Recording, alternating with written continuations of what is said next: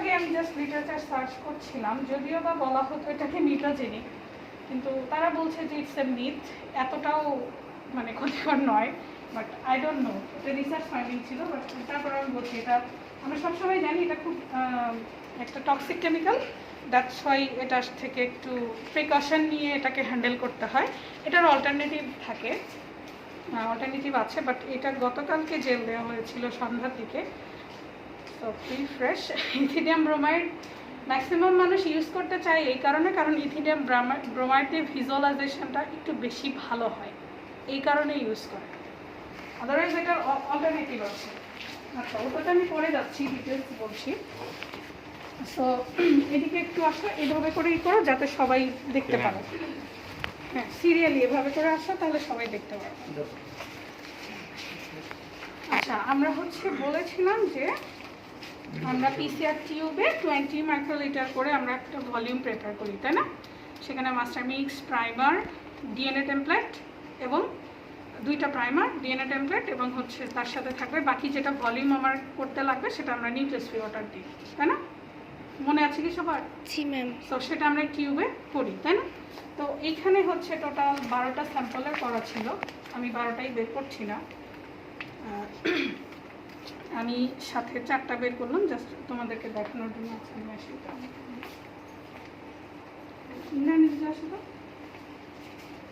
এই প্লাগটা এই যে উপরে যেটা, হ্যাঁ সিস্টেম করো।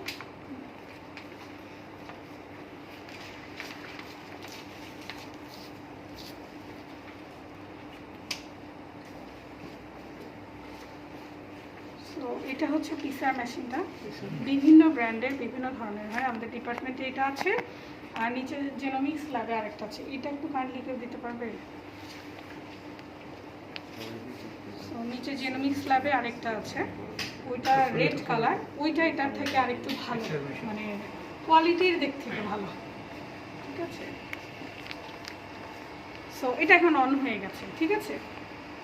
তো আমি যেটা বলতে চাচ্ছি, পিসিআরের জন্য আমরা প্রিপারেশন করি, এবং একটা জিনিস, এটা একটা প্রসিডিউরাল স্ট্যান্ডার্ড যে ফর এক্সাম্পল তুমি ডিএনএ বারকোডিং করছো, হ্যাঁ? তো ডিএনএ বারকোডিং করছো, তুমি কিন্তু যখন ডিএনএ এক্সট্র্যাক্ট করলে ইউ ডোন্ট নো যে এইটাতে তুমি যেটা চাচ্ছ সেটা আছে কি নেই, তাই না? তো সবসময় করতে হয় কি, পিসিআর দেওয়ার সময় একটা পজিটিভ কন্ট্রোল দিতে হয়, একটা নেগেটিভ কন্ট্রোল দিতে হয়। পজিটিভ কন্ট্রোল মানে যে তুমি অলরেডি জানো যে এইখানে ওই জিনটা আছে, তুমি যে জিনটাকে অ্যাম্প্লিফাই করতে চাচ্ছ সেই জিনটা অলরেডি আছে, তুমি জানো, দ্যাট মিনস তুমি আগে কাজ করেছো, তুমি জানো যে এটাতে CO1 জিনটা আছে, ঠিক আছে? সেটাকে বলে পজিটিভ কন্ট্রোল। তুমি কিন্তু এখন এগুলোর কাজ করোনি, তুমি জানো না যে এটাতে তুমি পাচ্ছ কি পাচ্ছ না, ঠিক আছে? অনেক সময় হয়, নাও থাকতে পারে, ডিএনএ এক্সট্রাকশন যদি ঠিক মতো না হতে পারে। সো সেটা একটা। আরও যদি বলি, ধরো CO1 জিন মাছের জন্যও আছে, চিংড়ির জন্যও আছে, আবার গরু, ছাগল, হাঁস, মুরগি সবার জন্যই আছে, ঠিক আছে? তো অবশ্যই যখন তুমি পজিটিভ কন্ট্রোলটা নিবে, তুমি যদি ফর এক্সাম্পল তুমি যদি রুই মাছের নিয়ে করো, তাহলে তুমি এমন করতে হবে যে রুই মাছের একটা CO1 জিন যেটা জানো অলরেডি, অথবা মাছে যে এই মাছের মধ্যে আছে, ঠিক আছে? তো সেটা পজিটিভ কন্ট্রোল। আর নেগেটিভ কন্ট্রোল বলতে বোঝায় যেটাতে মানে কোনো ডিএনএই থাকে, কোনো ডিএনএই থাকে না। কীরকম, আমি যখন এই পিসার রিয়াকশনটা রেডি করব, তাহলে পজিটিভ কন্ট্রোলের জন্য আমি পজিটিভ ডিএনএটাকে দিব একটাতে, তাই না? আমার 4টা স্যাম্পল প্লাস একটাতে আমি পজিটিভ কন্ট্রোল দিব, দ্যাট মিনস পজিটিভ ডিএনএটা দিব, আর একটাতে নেগেটিভ, দ্যাট মিনস আমি সবই দিব, শুধু টেমপ্লেট ডিএনএ দিব না। তাহলে টেমপ্লেট ডিএনএ তো 1 মাইক্রোলিটার কম পড়ে যাবে, কী দিব? ওই যে ভলিউম রেডি করার জন্য আমি যে নিউক্লিয়াস ফ্রি ওয়াটার দিই, ওইটাকে 1 মাইক্রোলিটার আমি বাড়িয়ে দিই। সো ডিএনএর জায়গায় তখন ওখানে আমি 1 মাইক্রোলিটার নিউক্লিয়াস ফ্রি ওয়াটার, ঠিক আছে? দ্যাট মিনস আমার রিয়াকশনের সাথে একটা পজিটিভ কন্ট্রোল থাকবে, একটা নেগেটিভ কন্ট্রোল থাকে না, সব সময় থাকতে হবে। কথার কথা, তোমার কাছে যদি পজিটিভ কন্ট্রোল না থাকে সেক্ষেত্রে হ্যাঁ, এমনও হতে পারে তুমি এমন একটা জিন নিয়ে কাজ করছো যেটা হয়তো এখন পজিটিভ কন্ট্রোল নেই, পজিটিভ বলতে কিছুই নেই তোমার কাছে, তুমি কী করবে? দিবে না, কিন্তু নেগেটিভ কন্ট্রোল অবশ্যই থাকতে হবে, মাস্ট নেগেটিভ কন্ট্রোল থাকতে হবে। এটা কেন নেগেটিভ কন্ট্রোলটা ইটস কাইন্ড অফ, ধরো তোমরা আরও বড় হলে যেমন পড়বে, ধরো ট্রিটমেন্ট কন্ট্রোল, এই জিনিসগুলো নিয়ে পড়বে, যে ধরো তুমি এক্সপেরিমেন্ট করো, তাই না? তো ধরলাম যে তুমি ধরো কোনো ধরনের এক্সপেরিমেন্ট করছো, ফর এক্সাম্পল মাছকে তুমি কোনো একটা স্পেসিফিক খাবার খাওয়াচ্ছ, হ্যাঁ, তাহলে তুমি কম্পেয়ার কার সাথে করবে? নিশ্চয়ই একটা থাকবে যেটাকে তুমি খাওয়াবা না, তাহলেই না তুমি কম্পেয়ার করতে পারবে, আদারওয়াইজ কার সাথে কম্পেয়ার আমরা যখন অ্যাবজর্বেন্স মাপতাম না তখন একটা ব্ল্যাঙ্ক হতো। এক্স্যাক্টলি, ব্ল্যাঙ্কটা হচ্ছে তোমার কন্ট্রোল, যে তুমি জানো যে ওটা 0 ছিল, ঠিক আছে? ডিএনএ কোয়ান্টিফিকেশনের ক্ষেত্রেও কিন্তু নিয়ম একই। আমরা বলেছি না ডিএনএ কোয়ান্টিফিকেশন করতে হয়, সেটার ক্ষেত্রেও ন্যানোড্রপ মেশিনে একটা ব্ল্যাঙ্ক চেক করতে হয়, এবং সেই ব্ল্যাঙ্কটা সবসময় হয় কি জানো? ধরো তোমার ডিএনএটা, যেমন আমরা যখন লাস্ট দিন ডিএনএ এক্সট্রাকশন করছিলাম, সেখানে লাস্টে ছিল ইলিভেন্ট নামে একটা জিনিস ছিল, যেটাতে আমরা ডিএনএটাকে ডিসলভ করে মেমব্রেনটা থেকে নামিয়েছি। সেটাও ইলিভেন্টটাও কিন্তু এক ধরনের বাফার।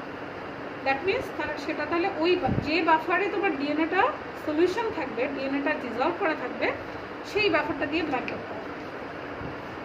যেমন আমরা যখন ল্যাবে ব্যাকটেরিয়ার ডিএনএ এক্সট্রাক্ট করি, আমরা ব্যাকটেরিয়ার ডিএনএটাকে নিউক্লিয়াস ফ্রি ওয়াটারে ডিসলভ রাখি, তাহলে আমাকে ব্ল্যাঙ্ক করতে হবে নিউক্লিয়াস ফ্রি ওয়াটারেরটা, কারণ আমার ডিএনএতে নিউক্লিয়াস ফ্রি ওয়াটার মিক্স করা আছে, আমার ডিএনএটা নিউক্লিয়াস ফ্রি ওয়াটারে মিক্স করা আছে, দ্যাটস ওয়াই। আদারওয়াইজ আমি কম্পেয়ার করতে পারবো না। আমার ডিএনএ আছে বাফারে ডিসলভ করা, কিন্তু আমি নিউক্লিয়াস ফ্রি ওয়াটারকে ব্ল্যাঙ্ক করলাম, তাহলে কি হবে? এবং আরও ইন্টারেস্টিং, তুমি যেই নিউক্লিয়াস ফ্রি ওয়াটারটা কিংবা যেই বাফারটা দিয়ে ডিএনএটাকে মিক্স করবা, ঠিক সেটারই 0 করতে হবে, কারণ আদারওয়াইজ তুমি কিন্তু জানবা না যে তোমার nucleus free water contaminated or not. কারণটা সেটা, কম্প্যারিজনটা ওইটাই, যে তুমি যেটা দিয়ে ডিএনএটাকে মিক্স করেছো সেই ডিএনএটা ফ্রি ফ্রম এনি কন্টামিনেশন কিনা, এই কারণে। ক্লিয়ার? একই রকমভাবে এখানেও ব্ল্যাঙ্কটা দেওয়ার কজ এটা, আমি যে নেগেটিভ কন্ট্রোলটা যে ব্ল্যাঙ্কটা দিচ্ছি, যেখানে কোনো ডিএনএ ছাড়া বাকি সব রিয়েজেন্ট দিচ্ছি, যদি পিসিআর এর পরে আমি যদি দেখি আমার ব্ল্যাঙ্কটাতে কোনো ব্যান্ড এসেছে, তার মানে কি ডিএনএ আছে, দ্যাট মিনস আমার ওই রিয়েজেন্ট কন্টামিনেশন ছিল, কোনো না কোনো একটা রিয়েজেন্ট কন্টামিনেশন ছিল, এই কারণে ব্ল্যাঙ্কটা দিতে হয়। এটা হচ্ছে অথেন্টিসিটি, তোমার কাজটাকে অথেন্টিক করার জন্য, ভ্যালিড করার জন্য, যে আমি যে জিনিসগুলো নিয়ে কাজ করেছি সেগুলো free from any contamination. Clear? Okay, তো এই হচ্ছে স্ট্যান্ডার্ড প্রসিডিউর, যে তোমার রিয়াকশনের সাথে পজিটিভ নেগেটিভ সাথে থাকবে।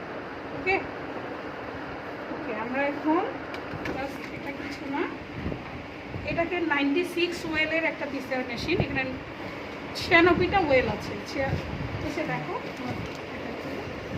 96টা আছে একসাথে কি ম্যাম 96টা টিউব দেওয়া যায়? হ্যাঁ, একসাথে 96টা, তুমি একটাও দিতে পারবা, 96টাও দিতে পারবা, ঠিক আছে? পিছনে সবাই দেখছো, আর দেখো একটু, জীবনে কাজ না করলে তো কি, মেশিন তো দেখলাম যেটা ডিএনএ বাড়ায় দেয়। এই কোন জায়গাটা আমি ট্রেনিংয়ে গিয়েছিলাম, তো সেখানে বলেছিল এই দিন বেশি দূরে নয় যে প্রত্যেকের জিনোম তার ফোনে থাকবে, মানে মানুষের কথা, প্রত্যেকের জিনোম তার ফোনে থাকবে, সেটা দিয়ে পার্সোনালাইজড মেডিসিন হবে। তো তোমার ডিএনএ, তোমার কোনো একটা অসুখ হয়েছে, তোমার ডিএনএ অ্যানালাইসিস করে ডাক্তার তোমাকে বলবে, ও আচ্ছা আপনার জিনোমে ওই জায়গায় সমস্যা হয়েছে, আপনার জন্য এই মেডিসিন, ঠিক আছে? সো এটা হচ্ছে পার্সোনালাইজড মেডিসিন, কাস্টমাইজ করে দেবে। যা ধরো প্যারাসিটামল তুমিও খাবে, আমিও খাবো, কিন্তু আমারটা একরকম হবে, তোমারটা আরেকরকম। ম্যাম এখন তো ইনসুলিনের জন্য সেরকম করে অনেক। এক্স্যাক্টলি, এটাই পার্সোনালাইজড মেডিসিন। এবং জিনোম, ওই তো বললাম তো, যারা জিনোম নিয়ে কাজ করে তারা হচ্ছে পরে দেখা যাবে যে তুমি আমিও দেখা যাবে যে আমরা হোল জিনোম সিকোয়েন্স করাই আমরা নিয়ে ঘুরছি যে কখন দরকার করবে। তারপরে ধরো ভ্যাকসিন তো কমন ভ্যাকসিন আমরা সবাই দিচ্ছি, কিন্তু আমাদের ইমিউনি সিস্টেম কি সবার সেম না? তাহলে আমার যদি জিনোম থাকে তাহলে আমার জন্য ভ্যাকসিন ডিফারেন্ট হবে প্রত্যেকের জন্য, বিষয়টা হচ্ছে সেটা। সো এখানে তুমি যে কোনো জায়গায় সেট করে দিতে পারো, 4টা স্যাম্পল তুমি যে কোনো জায়গায় সেট করে দিতে পারো, এটা নিয়ে কোনো সমস্যা নেই। তুমি এলোমেলো দিতে পারো, তুমি সিরিয়ালি দিতে পারো, কারণ আমাদের নাম্বারিং করাই আছে। আচ্ছা, ওই দিন স্ট্রিপের কথা বলেছিলাম না, আমি জানি না এটা কার, উইদাউট এনি পারমিশন আমি ওপেন করলাম। এই যে স্ট্রিপ বলেছিলাম না যে একসাথে সব রিসেপ্টিভ লাগানো থাকে, এই যে এগুলো তো সিঙ্গেল, এখানে কিন্তু একসাথে কয়টা আছে, 1 2 3 4 5 6 7 8। তো এটাকে হ্যান্ডেল করা আরেকটু ইজিয়ার। এখানে তোমার সিরিয়াল করারও দরকার নেই, তুমি সামনে 1 লিখবা, লাস্টে ধরো 8 লিখবা, তুমি তার মাঝখানে জানো কোনটা কত নম্বর, ওখানে যেটা সিরিয়ালি লিখতে হচ্ছে। যদি এটা হয় তুমি জাস্ট এটা এখানে বসিয়ে দিবে, আছে, সো আমি বসিয়ে দিলাম, দিয়ে জাস্ট কিছু না, বন্ধ করে দিতে হবে আমাকে, বন্ধ করে দিলাম। এখন কি বলাচ্ছে, সেট আপ রান। এটা কিন্তু already amplified DNA. Set up run আমি কি করলাম, দেখো এখানে আছে ওপেন মেথড ইনকিউবেট। কেউ যেমন ডিএনএ এক্সট্রাকশনের সময় 56 ডিগ্রিতে একটা ইনকিউবেশনের অপশন ছিল না, তুমি ইনকিউবেট করতে চাইলে এটাই করে টেম্পারেচার সেট করে দিবা, জিনিস রেখে দিবা, ইনকিউবেশন হয়ে যাবে।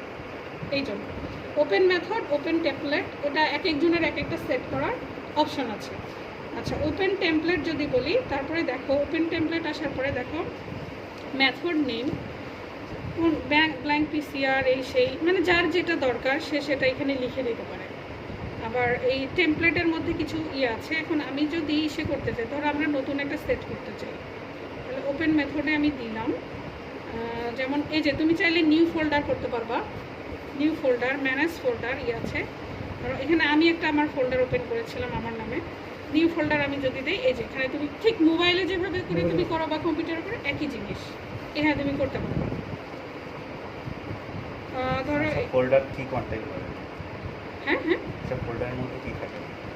ঠিক তুমি কম্পিউটারে যেভাবে ফোল্ডার করো, যে ফর এক্সাম্পল তোমার থার্ড ইয়ারের ম্যাটেরিয়াল, তাহলে তুমি লিখবে লেকচার ম্যাটেরিয়াল থার্ড ইয়ার। তার মানে কী করবো, ভিতরে তুমি কী করবো, তোমার থার্ড ইয়ারের সব 301, 2, 3 যা যা আছে সব দিবে। অ্যান্ড কথার কথা, এখানে যদি আমি থার্ড ইয়ার করি, তাহলে তোমাদের থার্ড ইয়ারের যতগুলো পিসিআর হবে সবগুলো ওই ফোল্ডারের মধ্যে থাকবে।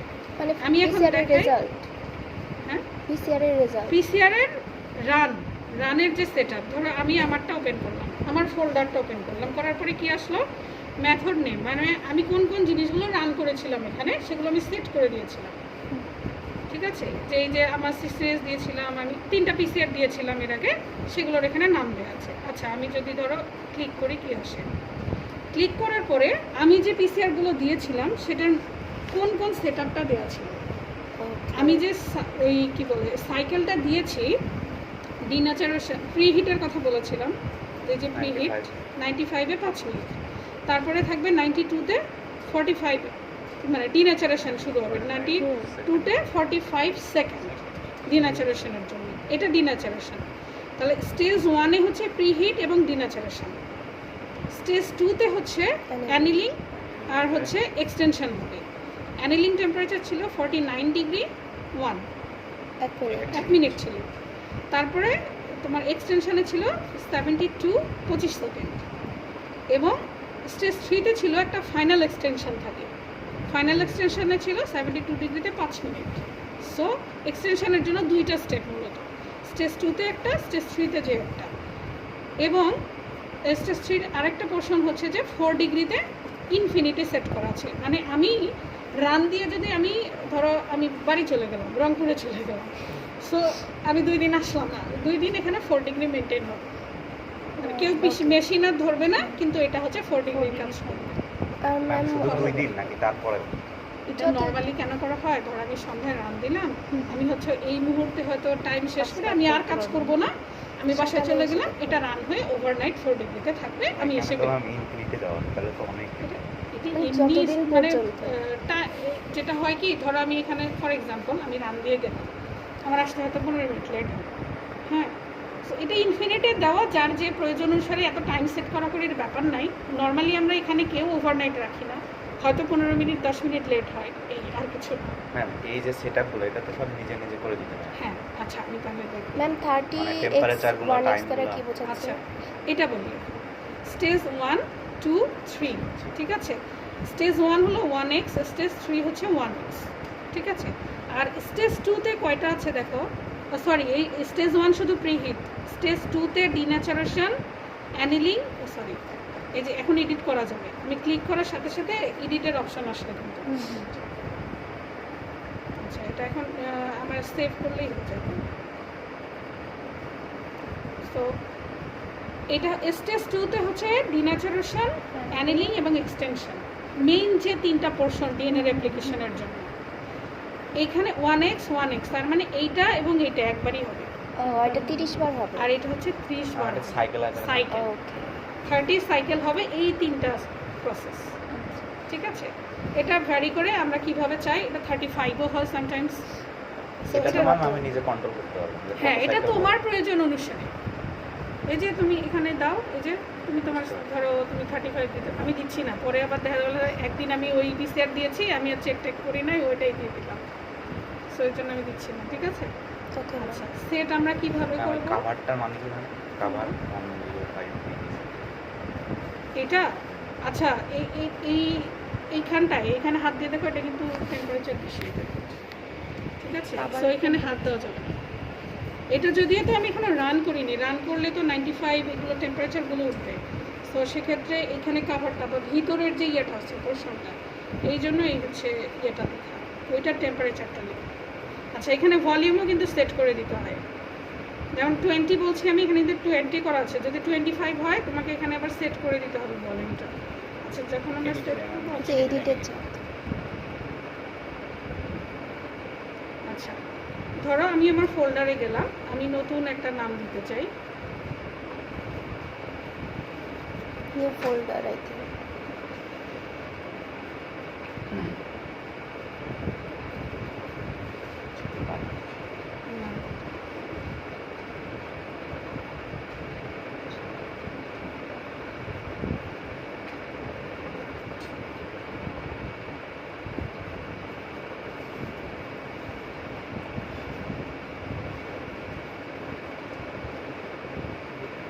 অনেকদিন ইউজ করা হয় না, আবার এই ইয়ের মতোই হয়।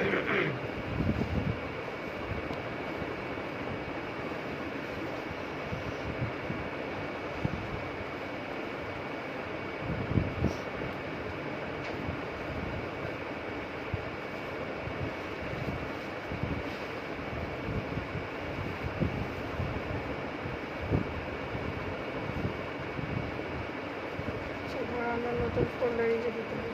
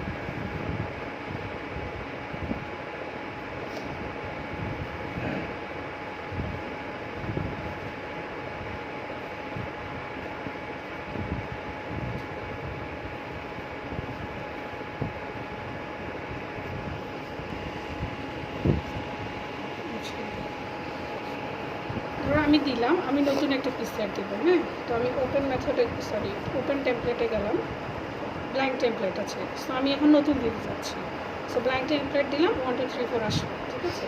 সো আমি এটাতে ক্লিক করব, ওকে?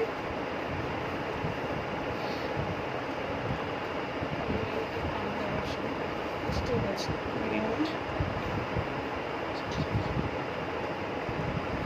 আমরা দিচ্ছি 95, ঠিক আছে? 95-এ টাইম দিলাম ধরো 5 মিনিট, 5 সেকেন্ড 5 সেকেন্ড হয়ে গেছে। উপরে টাইমিংস মিনিটে 5 মিনিট দিলাম, তারপরে ধরো আমরা দিলাম 45,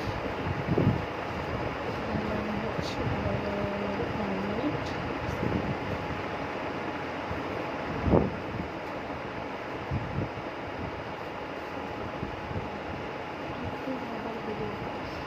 একেবারেই ম্যানুয়ালি তোমাকে এটা সেট করে দিতে হবে, ধরো দিলাম 72, টেলিগ্রামে পাঠাচ্ছি। আমি হচ্ছে টেলিগ্রাম 37। এটা তো স্যাম্পল দেওয়ার পরে করতে হয় নাকি? না, এটা আমি ওই দিনও বলেছিলাম, আগে থেকে তুমি সেট করে রাখবে, এখানে জাস্ট স্যাম্পল এনে রান করে দিবে। আচ্ছা, আমি 30 দিলাম, আমি হচ্ছে এটা তো হ্যাঁ ফিক্স করার দরকার আছে, এটা তো হবে তোমার 95, এটা তো দিনের জিনিস, বা 92, অ্যানিলিং হচ্ছে আরও কম, অ্যানিলিং এটা তো হয় না, অ্যানিলিং মোটামুটি 40 বা 50 55 এর মধ্যে থাকে, 55 দিলাম, 72 দিলাম আমি, 37 দিলাম,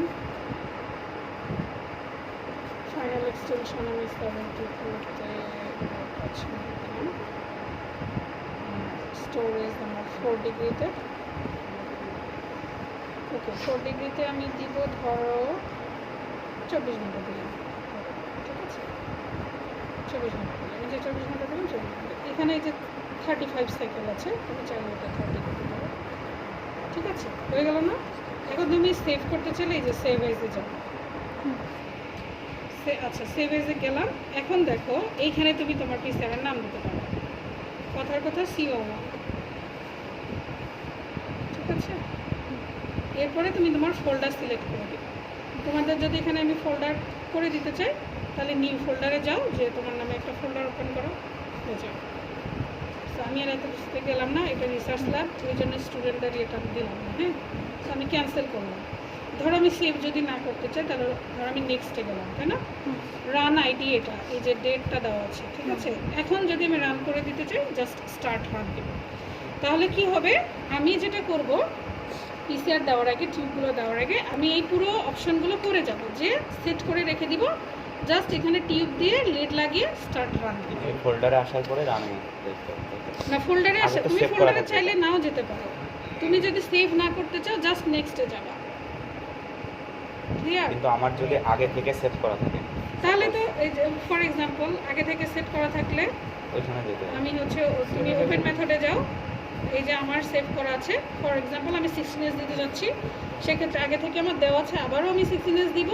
আমি জাস্ট এগুলো চেক করব, আমি জাস্ট এগুলো চেক করে নেক্সটে যাব, যদি অল ওকে থাকে স্টার্ট।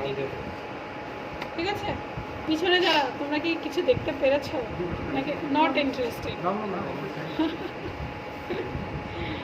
এমনকি কিছু আইডিয়া হলো যে আমি কিভাবে এটা নিয়ে কাজ করব? জি, ম্যাম। এখন এটা তুমি যতই দেখো তোমার কাছে মনে হবে এটা খুব কঠিন কিছু,